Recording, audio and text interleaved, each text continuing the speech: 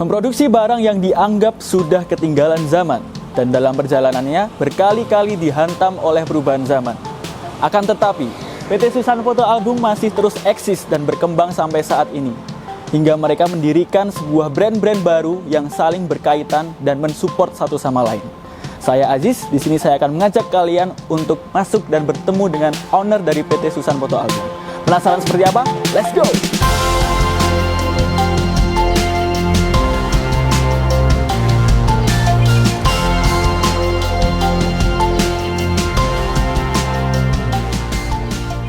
Nah, kali ini saya sudah bersama owner dari PT Susan Photo Album. Selamat pagi, Pak Leo. Selamat pagi, sehat, Aziz. Pak? Sehat banget. Wah, luar biasa.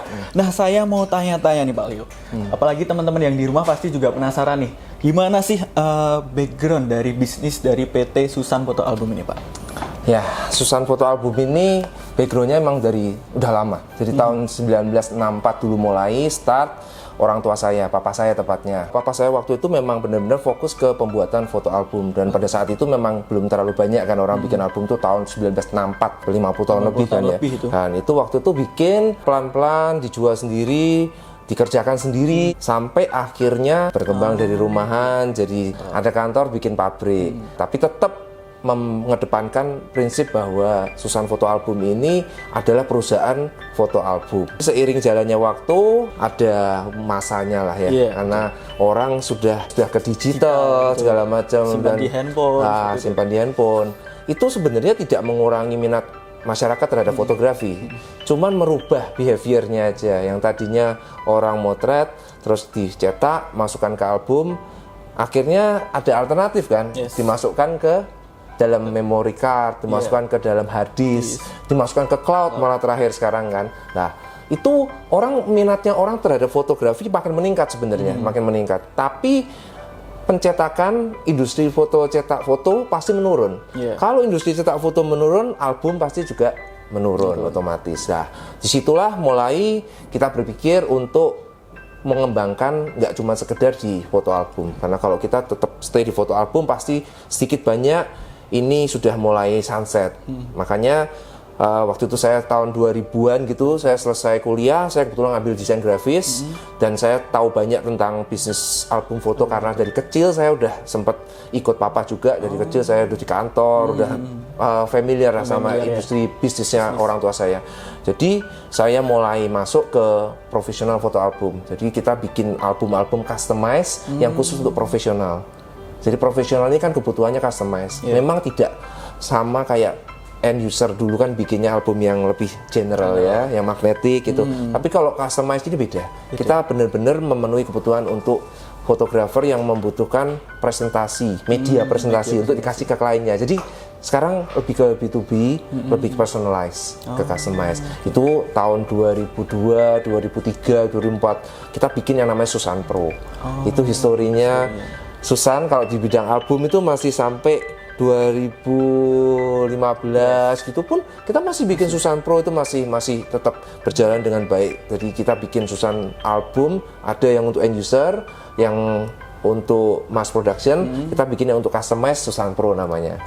Nah, Pak Leo, ngomong-ngomong tentang packaging nih, packaging dari PT Susan Photo Album ini seperti apa, Pak? Nah, kalau kita ngomong sekarang ini, kita sudah mulai bergerak meluaskan kita punya bisnis area dari yang cuman bikin foto album, terus mulai masuk ke printing dan packaging. Printing dan packaging ini nggak bisa dipisahkan. Pada saat kita masuk ke photobook misalnya, kita butuh printing. Makanya start kira-kira 5 tahun yang lalu kita sudah mulai masuk ke industri printing dengan kita membeli produk printing digital. Jadi itu yang dipakai untuk photobook. Kita juga ada large format printing, itu untuk bikin cover apa semua. Jadi industri printing dan packaging mulai kita masukin. Kita mulai bikin packaging juga menggunakan printer yang kita punya. Ya, kita pakai Indigo 5600. kita mulai bikin packaging ini sebenarnya udah lama. Karena kan basicnya untuk bikin album sama bikin karaf seperti ini kan hampir sama. Hampir sama ya. Tapi kita juga punya divisi yang khusus packaging, namanya Susan Premium Packaging. Di websitenya aja. Nah, Pak Leo, untuk distribusi nih, kan saya kan sering denger nih, Susan foto album. Apalagi teman-teman di rumah kan udah nggak asing nih sama Susan foto album ini. Ini paling sering kemana sih Pak distribusinya mereka itu? Dari zaman dulu distribusi lokal kita hampir seluruh Indonesia kita masuk ya. Jadi toko-toko waktu zaman album pertama itu masuknya ke toko-toko kayak toko buku, terus toko hypermarket, ke department store kita masuk toko-toko itu. Nah, itu distribusi untuk yang produk album regular Susan. Kemudian kita distribusi ke fotografer pasti, Susan Pro tadi. Susan Pro kita distribusi ke fotografer profesional maupun amatir. Orang-orang hobis pun bisa pesan sama kita produk customize. Itu ke fotografer lah. Kalau packaging kita distribusi ke package B2B ke corporate. Jadi banyak klien kita corporate. Contohnya kayak wine shop, hotel. Ini misalnya hotel ini kita bikin untuk Ritz-Carlton hotel. Terus kita bikin kayak wine box seperti ini. Terus kita bikin untuk coffee, untuk banking, untuk bank, untuk gift ya. Terus kita bikin untuk cake shop, terus untuk jewelry, jadi macam-macam. Saat ini marketnya sangat luas ya. Karena orang-orang yang membutuhkan packaging yang premium itu bisa kita penuhin kebutuhannya. Nah, selain lokal, itu Pak Leo juga ekspor juga nggak Pak mainnya? Yes, jadi lokal tadi seluruh Indonesia kita pakai jaringan yang kita punya seluruh Indonesia. Habis itu kita ada ekspor. Boleh dibilang sekarang 60% kita punya produksi ini ekspor. Ya, dan mereka menggunakan brand mereka. Jadi tidak menggunakan brand kita. Jadi kita ini lebih ke supporting partner. Kita lebih ke memproduksi produknya dengan brand mereka. Makanya kalau kamu lihat kadang-kadang album kita ada di luar negeri, tapi kok bukan Susan namanya, brandnya lain. Ya, karena memang kita lebih ke manufacturingnya. Kita support brand mereka. Jadi brand kita tidak ke sana, tapi kita lebih ke support brand-brand yang ada di luar negeri. Ya. Prosesnya atau standar quality controlnya, kemudian pengirimannya, itu biasanya satu kontainer kah atau satu pieces kita bisa atau bagaimana Pak? Ya, ekspor ini ada beda karena kita memproduksi produk custom sesuai kebutuhan. Jadi mereka akan kasih kita desain, kita buat. Habis itu sampelnya dulu kita buat, setelah itu kita mass production, langsung kita bikin. Bisa jumlahnya bisa jumlah banyak maupun jumlah sedikit pun nggak apa-apa. Tapi kebanyakan kalau yang kita produksi untuk ekspor jumlah banyak. Maksudnya kontainer ya, bisa kontainer 20 feet, kontainer 40 feet, kita kirim itu rutin. Karena mereka sudah punya market, kita tinggal supply aja sesuai dengan desain yang mereka mau.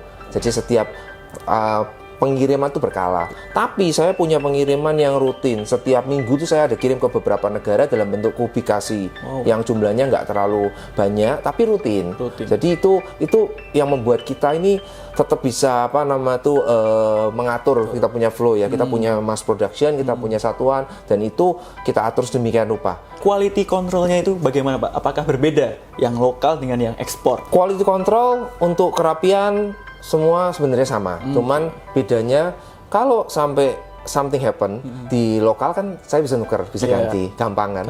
Tapi kalau di luar negeri itu kan berarti saya nggak bisa tarik. Of course nggak bisa ditarik dari sana terus saya balikin ke sini terus saya kirim lagi nggak. Jadi untuk luar negeri tentu kita punya standar quality control yang sedikit berbeda. Kita liatin dengan cara yang sama tapi kita treatmentnya beda. Contohnya dari produk itu kita foto random, kita kirim dulu ke sana, kita lihat, tunjukkan ke sana hasilnya tuh udah oke apa belum. Jadi kita make sure benar-benar itu speknya udah benar. Kedua, kualitinya harus udah benar. Kualitinya kita cek di sini, double check dengan standar ekspor. Terus yang ketiga mengenai packagingnya. Karena packing ini juga menentukan. Kalau packingnya nggak benar, mau lokal mau ekspor, itu sampai ke customer nggak beres. Pak Leo, untuk awal nih Susan bisa memulai untuk ekspor, itu ceritanya gimana Pak? Atau mungkin Pak Leo pernah promosi ke luar negeri atau melalui digital marketing atau bagaimana Pak? Dari dulu zaman papa saya itu papa saya punya staff yang memang dia diperuntukkan untuk cari market lah ekspor. Waktu itu saya masih belum di Susan secara full.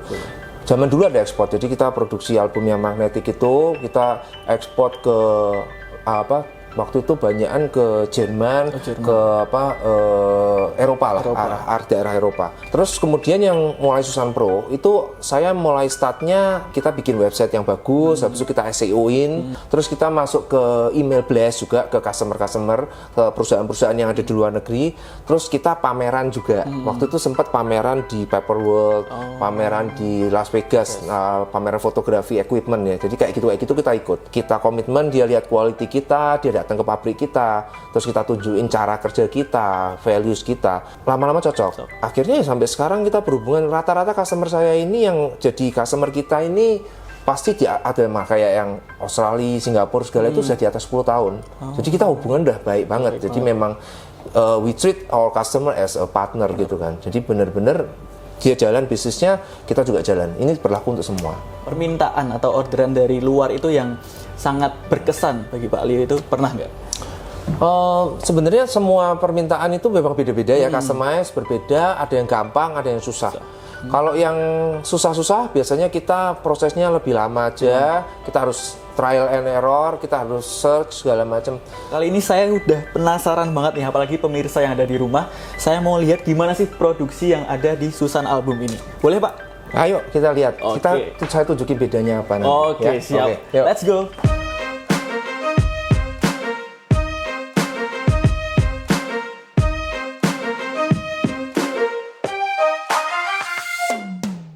Jadi ini produksi kita di sini. Kita kantor pusat di Semarang, semua produksi dan kantor pusat di sini. Di sini ya Pak? Iya. Luas banget ini. Nih kayak gini ya, ini box-box kayak gini nih. Aku ekspor tuh box-box kayak gini nih. Jadi customize, bikin yang kayak gini nih. Ini customize, dia bikin seatnya sendiri, cetak sendiri. Nah kita cuma supply boxnya sama covernya aja. Ini kalau kamu lihat di sini, box-box kayak gini nggak ada satupun yang pakai merek Susan tuh nggak ada. Hanya juga tidak cuman paper produk, ini MDF, jadi pakai bahan MDF. Itu serat kayu, serbuk kayu, bukan serat kayu, sorry, serbuk kayu. Ini aku bilang ini album-album yang regular Susan. Ini yang regular Susan, yang aku bilang yang magnetik itu, yang masih zaman dulu kan album kan kayak gini. Ini magnetik kan. Nah, ini aku masih produksi juga kayak gini. Nah. Dan peminatnya juga masih ada. Biarpun tidak banyak tapi masih ada. Nih, twin frame, triple frame. keren. Terus kita bikin untuk apa? Untuk kopi, packaging kopi juga. Jadi ini untuk kopi luwak. Kopi luwak ini yang untuk ekspor produksinya di kita boxnya seperti ini. Premium banget ya. Premium banget. Makanya yang kita masuk marketnya memang market premium. Kita kalau yang untuk regular udah sama percetakan segala macam mereka udah kerjakan kan. Tapi kalau kita craft. Nah, boleh dibuka Pak? Ini nanti kopinya di sini.